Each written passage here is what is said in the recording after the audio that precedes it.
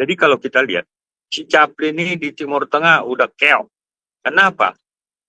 Dagangnya adik Prabowo berhasil kaya raya, sampai dia cerita dompet saya sampai tipis menderita, sampai anaknya si Saraswati, Rahayu Saraswati mengatakan kami sampai utang kemana-mana, karena pengalamannya adik Prabowo ini pasti kompak dengan abangnya, dia pasti hajar si Capli itu untuk dia siksa secara ekonomi. Ini bicara geoekonomi.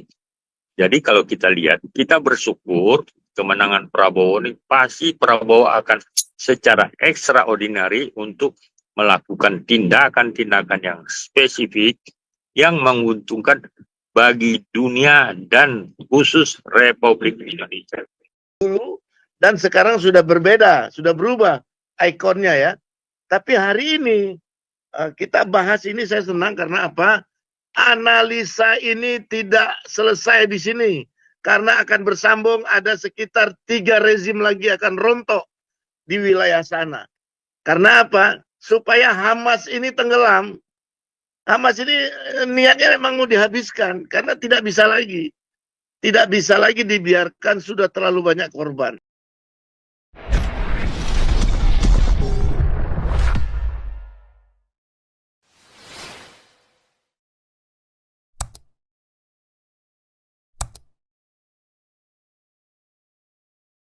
Tinggi Golan. Habis Pak Putih nanti bisa semuanya bersaut-sautan ya. Pak Putih silakan. Ya. Pak, thank you semuanya. Selamat malam. Saya malam ini sifatnya analisa ya. Analisa boleh benar, boleh salah. Tapi ini biarlah menjadi input kepada teman-teman yang hari ini mendengar juga di YouTube. Kita kembali kaget begitu. Tadi juga sudah disampaikan Rusia angkat pasukannya semua dari wilayah ini. Kemudian kembali kita harus ulangin bahwa dengan secara otomatis dengan kejadian runtuhnya rezim ini membuat Hamas kehilangan suplai logistik alustitanya ya, termasuk dalam banyak hal. Sehingga ini strategi yang dipakai oleh Israel dengan memakai, sebenarnya ini anaknya Erdogan loh. Ini anaknya Erdogan, bukan Erdogan. Erdogan punya janji politik yang banyak kita tidak bisa paham. Tapi kalau saya lihat analisa ini, Turki sedang mengulang kembali bagaimana waktu dia merusak porandakan Nusantara ini. Meruntuhkan raja-raja Nusantara dan menggerusnya dengan sistem yang sudah menjadi catatan sejarah tapi tidak berani diungkap karena sambil menyebarkan bendera bulan sabit di zaman itu ya. Kita nggak cerita bendera yang sekarang, bulan sabit di raja-raja Nusantara.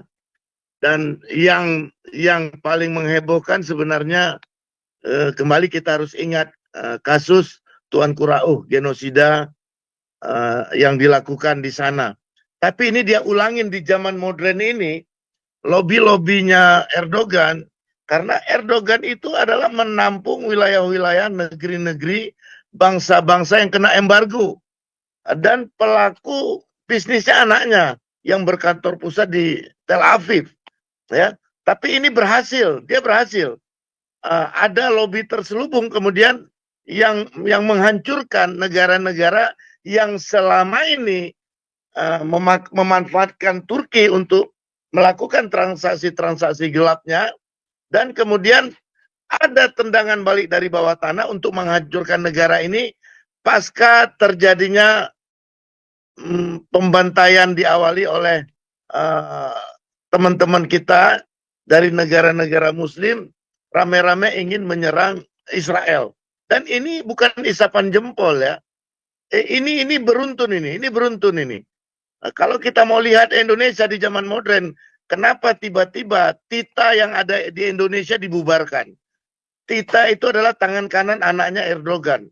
Tita itu Turki Indonesia Trade Asosiasi yang dibuat di Jakarta Selatan ini. Kenapa tiba-tiba itu ditarik karena anaknya Erdogan tidak nyaman dengan kuku bisnis daripada Caplin Makassar, karena Caplin Makassar bangun lobby juga sebenarnya dengan mereka, tapi dilihat ketidaknyamanan mereka karena ada hal-hal yang tidak sesuai dengan geopolitik Turki. Karena saat itu terang-terangan bagaimana Caplin Makassar ini punya program-program yang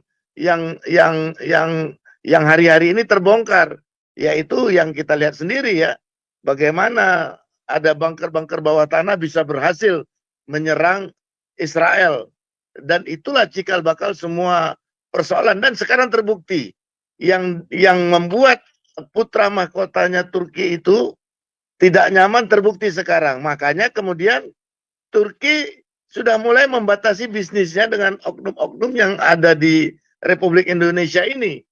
Tapi kemudian dia memperluas bisnisnya ke wilayah Arab lain, dan ini mengerikan saudara ya. Karena apa? Mengerikan bagi mereka sebenarnya. Bagi orang-orang yang memandang bulan sabit itu adalah yang paling hebat di zaman dulu, dan sekarang sudah berbeda, sudah berubah ikonnya ya. Tapi hari ini kita bahas ini, saya senang karena apa? Analisa ini tidak selesai di sini, karena akan bersambung, ada sekitar 3 rezim lagi akan rontok di wilayah sana. Karena apa? Supaya Hamas ini tenggelam. Hamas ini niatnya memang mau dihabiskan, karena tidak bisa lagi dibiarkan, sudah terlalu banyak korban. Jadi saya sepakat dengan yang tadi, ini yang mau dihajar adalah logistik daripada negara-negara yang ingin membantu Hamas.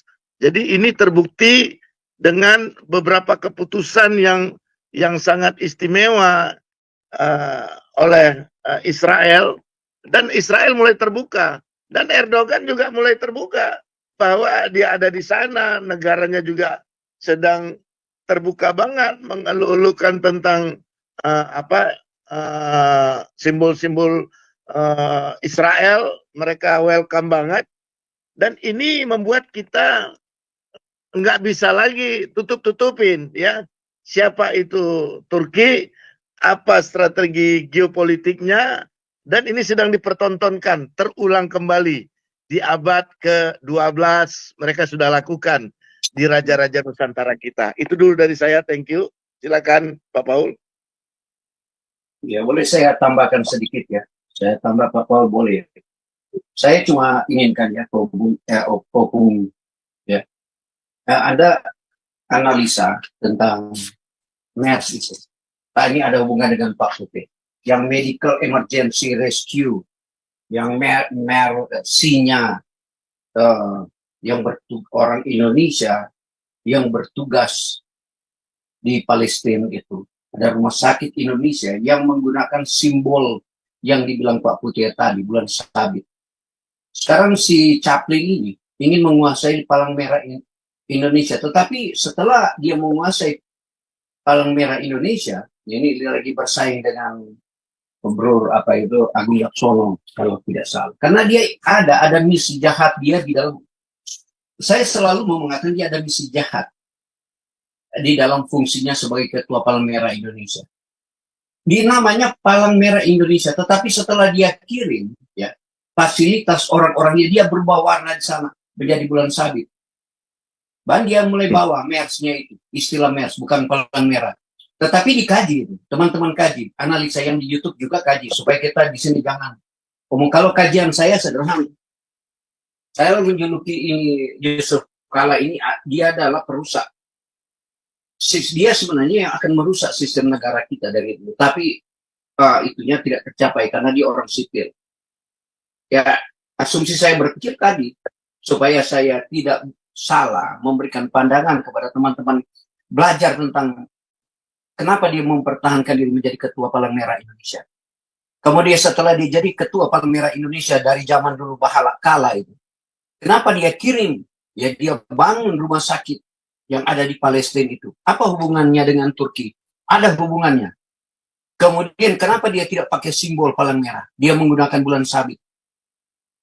Kemudian dia menggunakan media terbayar di Indonesia jadi hoax bagi dia. Bahwa bagaimana rumah sakit terbangun di sana untuk ngomong bla bla bla. Ternyata di situ adalah basisnya ditujukan oleh IDF sebagai gudang persenjataan. Tetapi ini bukan hoax. Tapi teman-teman aja cuman kecerdasan dikaji. Ya. Karena kita di sini memberikan nilai tambah kecerdasan bagi orang yang ada di YouTube. Bukan kita mau menggiring saudara-saudara dalam kebencian. Kadang-kadang saya membaca sedikit di YouTube, orang di komentar-komentarnya sinis di dalam pandangan kita. Karena saya tahu orang yang sinis memberikan pandangan di YouTube ini tidak banyak membaca. Kadang-kadang di YouTube ini, yang di samping ini, yang saya lagi membaca, orang yang memberikan komentar. Saya nggak tahu wawasannya atau, ya saya bilang kata dalam tempurung lah. Tapi bukan di Zoom ini ya, yang di komentar itu. Yang saya mau sampaikan ulang ya, analisa itu apa itu Medical Emergency Rescue Communique itu. Yang dibuat oleh Indonesia, yang dikirim buatan Indonesia, kemudian diadopsi oleh Yusuf Kala. Yusuf Kala mempertahankan palang merah, setelah dia ke sana, dia menggunakan bulan sabit dalam simbolnya. Baru bagaimana dia ada kerjasama benar-benar dengan Turki. Karena dalam sejarah yang ingin merusak negara kesatuan Republik Indonesia itu doktrin-doktrinnya dari Turki, teman-teman. Tapi dia menggunakan fasilitas oligarki. Ya, terima kasih teman-teman. Maaf, yang di YouTube aja ya, kasih komentar tapi membaca. Jangan Anda mengkomentar yang tidak membaca gitu. Ya. Ya. Terima kasih Pak Putih. Ya, saya kagum Pak Putih pun ada yang pikir gitu. Tapi dia sampaikan Pak Putih dari dulu tentang si Chaplin ini. Benar Pak. Iya, iya. Dekat-dekatlah kita analisanya, Pak. Iya, benar Pak, benar. Saya cuma teman-teman Opung Toba analisa tentang MERS. Itu bentukan siapa gitu. Kemudian dia ke Palestina ini berkamuflase Pak. Sekarang pertanyaan saya, kenapa dia mempertahankan menjadi ketua Palang Merah Indonesia Pak? Sampai sekarang? Apa motivasinya Pak? Itu pintar kita berpikir di sini. Ya, terima kasih Pak Putih, terima kasih Pak Prof. Saya tambahkan Pak Moderator ya, Pak Teddy. Ini ya Pak Paul. Kalau kita lihat Pak Putih, sepak terjangnya Chaplin ini sudah terbaca oleh adik Prabowo yang berbisnis di Timur Tengah. Termasuk Pak Prabowo lama bermarkas di Yordania, juga berdagang dengan adiknya. Dan pada waktu Pilpres dulu, si Chaplin ini menjelek-jelekkan si Prabowo tentang tingkah lakunya, penyiksaan dan lain-lain. Jadi dendam Prabowo pasti akan terjadi dengan si Chaplin. Cuman karena dia menghimpun dana bejat itu dari PMI, itu ratusan triliun dari NGO, US dollar, euro, rial, semuanya terhimpun udah puluhan tahun itu, Pak Putih, Pak Teddy. Jadi kalau kita lihat, tetap dia bercokol di PMI, karena uang haram itu kalau diaudit secara internal maupun eksternal oleh pihak-pihak yang berkompeten, itu pun sudah diakalinnya seluruh Indonesia. Perang antara Agung Laksono dan Chaplin ini mudah-mudahan dimenangkan oleh Agung Laksono, karena laporan ke Polda dan lain-lain melaporkan si Agung Laksono ini punya network yang luar biasa dan militan. Ingat pada waktu kasus Golkar, dia berani tampil prima melawan Abu Rizal Bakri. Jadi kalau kita lihat, si Chaplin ini di Timur Tengah udah keok. Kenapa? Dagangnya adik Prabowo berhasil kaya raya, sampai dia cerita dompet saya sampai tipis menderita, sampai anaknya si Saraswati, Rahayu Saraswati mengatakan kami sampai utang kemana-mana, karena pengalamannya adik Prabowo ini pasti kompak dengan abangnya, dia pasti hajar si Chaplin itu untuk dia siksa secara ekonomi. Ini bicara geoekonomi.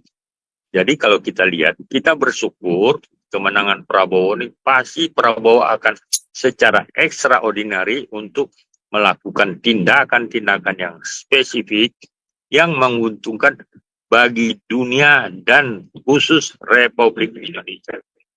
Lanjut kawan-kawan, silakan. Sebagai tambahan aja. Ini